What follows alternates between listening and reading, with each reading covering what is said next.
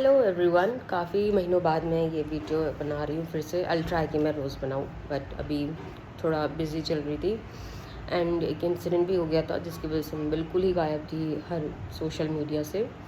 तो मैंने सोचा चलो अब रिकवर थोड़ा हो गई हो तो मैं बनाती हूँ वीडियो, और जो इंसिडेंट हुआ मैं वो शेयर करती हूँ कि क्या हुआ था। तो मेरे को कैविटी की प्रॉब्लम हो जाती है, रेयर मतलब कुछ महीनों में होती है वो। तो मैंने एक डेंटिस्ट को दिखाया। पहले तो मैंने अपने यहाँ पे दिखाया तो एक्सपेंसिव पड़ा मुझे काफ़ी, मतलब मुझे लगा, उसने बताया जितना कॉस्ट मुझे लगा एक्सपेंसिव है तो कहीं और दिखाती हूँ। तो एक आंटी थी जहाँ मैं पहले रहती थी, उसने मुझे बोला कि एक बहुत ही अच्छा डॉक्टर है, मतलब डेंटिस्ट है, सस्ते में कर देगा वो। तो मैंने बोला ठीक है ले चलो, मुझे वो ले गई। तो उसने जो कॉस्ट बताई बहुत ही सही बताई, मतलब उसने बोला कि यहाँ पर टूथ हम सिर्फ 200 चार्ज करते हैं। और एक ऐसे दांत था मेरा जिसमें ना, मतलब वो दांत जॉइंट था तो वो उसमें कैविटी फंस गई थी। तो उसने बोला इसका तो ऑपरेशन करना पड़ेगा। तो मैंने पूछा ऑपरेशन में क्या होगा, तो उसने बोला कि नहीं कुछ नहीं, बस थोड़ा वो दांतों में थोड़ी सी गैपिंग लानी होगी, उसमें कैप लगाना होगा, तो कुछ ऐसा नहीं है ज़्यादा, वैसा नहीं है, मतलब डरने की बात नहीं इसमें कुछ। मुझे भी नॉर्मल लगा। मैंने बोला क्या ही होगा, कि डॉक्टर के बारे में काफ़ी अच्छा ही सुना था। आंटी ने बोला कि एक्सपीरियंस डॉक्टर है, बहुत पुराना है, गवर्नमेंट हॉस्पिटल से रिटायर्ड है, ऐसे करके बहुत लोग आते हैं, और आते भी थे, देखा मैंने काफ़ी भीड़ थी उसके वहाँ पे। तो मुझे लगा होगा अच्छा तभी आ रहे हैं, तो मैं भी गई। एक दिन बहुत सोचने के बाद मैं चली गई।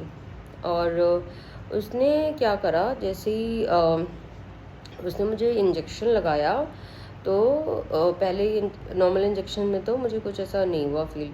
थोड़ी देर बाद उसने, मुझे नहीं पता ऐसा क्या इंजेक्ट किया, मुझे बहुत तेज़ दर्द हुआ, क्योंकि मुझे लगा एनेस्थीसिया देने के बाद तो कुछ पता नहीं चलता ना, जब आप जिस पार्ट पे देते हो तो वहाँ का एरिया सुन पड़ता है, फिर आप वहाँ पे ऑपरेट करो तो नहीं पता चलता। ऑपरेशंस में कुछ में भी वही होता है ना। तो मुझे लगा कि जहाँ अब एनेस्थीसिया उसने पहले दिया तो अब कुछ ऑपरेट करेगा तो मुझे पता तो नहीं चलेगा, क्योंकि मैंने एक बार दांत भी निकलवाया था तो उसमें भी एनेस्थीसिया देकर ही ऑपरेशन हुआ था, तो मुझे कुछ पता तो नहीं चला। मुझे लगा वैसे ही होगा यहाँ पे भी। भाई उसने कुछ इंजेक्ट किया और इतनी गंदी तरीके से, मुझे बहुत गंदा पेन, मतलब मैंने उसका हाथ झटका दिया। और मैंने बोला ऑपरेशन रोको अभी के अभी, मुझे नहीं कराना। तो उसने भी बोला कि ठीक है आपकी मर्ज़ी, कोई बात नहीं, नहीं कराना तो आप जा सकते हो, उसने ऐसे बोल दिया। तो मुझे भी लगा शायद ठीक है कि आज का पेन है, हो जाएगा ठीक। मुझे बहुत गंदा दर्द हुआ, मैं भाग गई, मैंने कुछ नहीं पूछा दवाई का कुछ का भी। बस मैंने बोला कि हाँ, कि खाना तो खा सकती है। उसने बोला कि उस तरफ से खा नहीं पाओगे, बाकी देख लेना अगर खा पाओ तो। मतलब मुझे लगा ऐसा अजीब सा आंसर क्यों दे रहा है ये। बाकी मैंने बोला चल छोड़ भाई, मुझे दर्द हो रहा है, मुझे निकलना चाहिए। मैं तो निकल गई वहाँ से उस पेन में। फिर मैं आई, मैं देखा भाई और मेरा दर्द बढ़ता चला गया।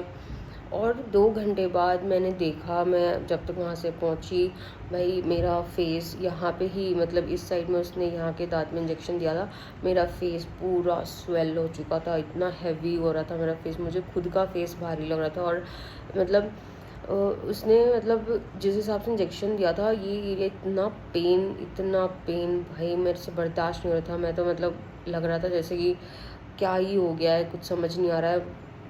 एक मतलब 2 घंटे पहले तक सब ठीक था, उसके एक इंजेक्शन के बाद से ये सब। और फिर उसको मैंने कॉल किया, मैंने उसको बोला, कहता है अरे ज़्यादा घबराने की ज़रूरत नहीं है, नॉर्मल सा स्वेलिंग है, ये हो जाता है, आप रेस्ट करो, रात भर में ठीक हो जाएगा। पहले उसने बोला कि 2 घंटे, बस 2 घंटे में स्वेलिंग अपने आप चली जाएगी। फिर बोला रात भर। अगले दिन तो और बढ़ गई, गया ही नहीं, मैं और घबरा गई। मतलब मैंने आते वक्त वैसे दवाई ले ली थी दर्द की, वो लेके सोई। अगले दिन देख रही और बढ़ गई, तो जा ही नहीं रही। मैंने बोला ये क्या हो गया, मैं बहुत डर गई, मैं घबरा गई कि भाई ये सब क्या हो गया, एकदम से ना दर्द ठीक हो रहा है, स्वेलिंग इतनी बढ़ गई है। मैं भागी उसी क्लिनिक में जहाँ पे मैंने पहले पूछा था, जो एक्सपेंसिव बता रहा था, मैं भाग गई उन्हीं के पास, क्योंकि यहाँ वही था। मैं गई, उन्होंने मेरी फेस देखा तो रिएक्ट तो कुछ नहीं किया, उन्होंने बस बोला कि क्या हुआ था, तो मैंने उनको सारी चीज़ें बताई। फिर मेरा वहाँ से ट्रीटमेंट स्टार्ट हुआ। मार्च 28 को ये इंसिडेंट हुआ था, आज 2 में, सोचो इतना टाइम हो गया है। एंड मैं बहुत गंदा मैंने सफ़र किया उस चीज़ की वजह से, मतलब स्वेलिंग को ही जाने में मुझे काफ़ी 15-16 दिन लग गए। फिर वो ख़त्म हुआ, मेरे मुँह मतलब फेस पे जहाँ पे उसने इंजेक्शन दिया वहाँ पे अल्सर हो गया। ठीक है, अब देखो पहले स्वेलिंग हुई, फिर वो हुआ, फिर उसके बाद ख़त्म हुआ तो फिर अल्सर हो गया। ऐसे करके मतलब ऑलमोस्ट 1 महीना तो खिंच गया। और अभी भी मेरे इस साइड का जो जहाँ पे उसने इंजेक्शन दिया था वो स्किन नॉर्मल नहीं हुई है। अभी भी उस पर दवाई लगाती हूँ, अभी भी पहले की तरह मेरी स्किन नॉर्मल तो नहीं हुई है। अभी भी मेरी ट्रीटमेंट चल रहा है, अभी भी सिटिंग मेरी एक बची हुई है, मुझे जाना है। और इस वजह से मैं गायब थी। और पूरे 1 महीने मुझे स्मूदीज़, खिचड़ी, मतलब लिक्विड पे रहना पड़ा। मैं कुछ खा नहीं सकती थी। अभी भी मतलब मुझे रिस्ट्रिक्शंस है, मना करा है, कोई भी हार्ड चीज़ नहीं खा सकती मैं। मतलब ऑलमोस्ट मुझे लिक्विड पे ही रहना पड़ता है। तो आप सोच सकते हो कि मेरी क्या हालत हुई होगी। और इस टाइम इतना वीक फील कर रही हूँ, और काफ़ी दिक्कतें और हो रही हैं इसकी वजह से, क्योंकि खाना पीना तो कुछ है ही नहीं, सिर्फ लिक्विड पे रहना पड़ता है। और जब तक ये सेटिंग पूरी कंप्लीट नहीं होगी, मैं नॉर्मल पहले की तरह कुछ खा पी नहीं सकती। और अजीब बात क्या है भाई, वो डॉक्टर पहले उसने 2 घंटे का टाइम दिया, फिर रात भर का दिया, फिर 2 दिन बोला, और इतना नॉर्मल बात करा। मैंने जब उसको फ़ोन करके बोला कि भाई ये क्या हुआ है, मुझे आपने क्या दिया था इंजेक्शन में, क्या कर दिया, बोलता है एनेस्थीसिया ही तो दिया था सिर्फ। मैंने बोला तो उससे इतनी बुरी हालत कैसे हो गई, ऐसा तो नहीं होना चाहिए था, आप तो बहुत कैजुअल तरीके से बात कर रहे हो। कहता है हाँ तो इसमें और क्या हो गया कि जहाँ से इलाज करा रहे हो जैसा बोल रहे हैं आप करो वही, कि आपने दोबारा दिखाया नहीं। मैंने बोला भाई आपने मेरी हालत क्या कर दी थी, मैं कैसे आती दोबारा, और क्यों ही आती, जिन्होंने ऐसी हालत करी मैं क्यों आऊँगी उसके पास। इतना घटिया डेंटिस्ट, इतना घटिया डॉक्टर। पेशेंट चला गया वहाँ से, पूछा भी नहीं ठीक कि हाँ भाई आपको और क्या प्रॉब्लम है, या फिर कुछ और दिक्कत नहीं है, आप ये दवाई ले लेना, आप ये खा, कुछ प्रिकॉशन नहीं, कुछ नहीं, छोड़ दिया ऐसे ही। इसको कहते हैं झोला छाप डॉक्टर्स, जो सस्ते के नाम पे जान तक ले सकते हैं किसी की भी। तो प्लीज़ इन सब के चक्करों में कभी आप लोग भी मत पड़ना। ये मेरे लाइफ लेसन है, मैं ऐसे कभी नहीं करती थी, बट आई डोंट नो मेरी बुद्धि कैसे क्या ख़राब हुई कि मैंने ये किया, सस्ते के चक्कर में मैं वहाँ गई। और जो सफरिंग में मैं पड़ी हूँ मुझे ही पता है कि वो सफरिंग कैसी है। अब वही है ना, 1000 के चक्कर में फिर पैसे अच्छे खासे लगने लग जाते हैं कि उसे वापस से ठीक कराओ। एंड सबसे अजीब बात, उसने ट्रीटमेंट भी ऐसा करा, उसने पता है मतलब मेरे दांतों के नर्व्स तक इंजेक्शन लगा दी थी जिसकी ज़रूरत नहीं थी। कैविटी का क्या होता है कि ऑपरेशन की नौबत तब आती है जब वो नर्व्स तक पहुँचती है। मेरे डेंटिस्ट ने बताया मुझे कि वो जब नर्व्स तक चली जाती है तब आपको ऑपरेट कराना पड़ता है उसको, अदरवाइज उसके पहले वो क्लीन हो जाता है। तो मेरा वो कंडीशन नहीं था, नर्व्स तक तो नहीं गई थी।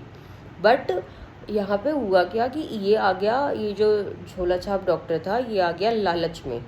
इसको लगा कि कॉम्प्लेक्स केस थोड़ा सा अगर है, मैं 1000 रुपये भी इनके लिए बहुत होता है, 100-200 में ये लोग इलाज करते हैं। अब कोई एक ही दिन में इसको 1000 दे रहा, तो ये लालच में आ गया कि भाई मुझे तो पैसे मिल जाएंगे शायद, उस वजह से इसने सोचा कि ले लेता हूँ ये ऑपरेशन अपने हाथ में, और इसने गोबर कर दिया उसका पूरा। तो अब आप सोच सकते हो कि ऐसे ऐसे डॉक्टर्स की वजह से ही लोगों को दिक्कत होती है, इतनी बड़ी मिसहैपनिंग हो जाती है, ऐसों की वजह से ही होती है। ये होते हैं बहुत नॉर्मल चीज़ों के लिए, कैविटी को क्लीन करना बहुत नॉर्मल चीज़ें है, कि दर्द हो रहा है तो उसकी दवाई दे दी बस, उससे ज़्यादा के लिए तो ये होते ही नहीं हैं। इनके पास जाना मतलब बीमारी ठीक कराना नहीं होता, एक और बीमारी लेकर आना होता है जो इस बंदे ने किया। तो प्लीज़ कभी भी आप लोग भी जाओ यार, कोई भी कॉम्प्लेक्स चीज़ अगर लग रही है तो स्पेशलिस्ट ही ढूंढो, क्योंकि ये सब डॉक्टर्स तो सस्ते के नाम पे लूट डालेंगे एंड चक्कर अलग से कटवाएंगे। इनका कुछ होता तो है नहीं, इनका किसी और बंदे को कुछ हो जाएगा, इनका कुछ जाएगा नहीं। मतलब सही में उसने एक अपडेट भी नहीं ली कि हाँ भाई आप अब क्या आपका कंडीशन है, आपकी कोई दवाई तो नहीं चेंज करनी, कुछ भी नहीं।